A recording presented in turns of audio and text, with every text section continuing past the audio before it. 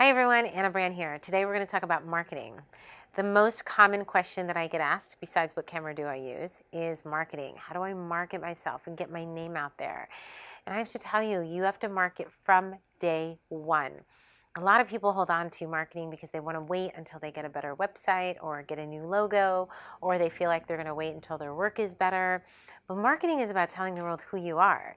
It's not how good you are, it's telling the world who you are. So that means the minute you say you're going to be a professional photographer or whatever business you're in, that means you have to start marketing from day one.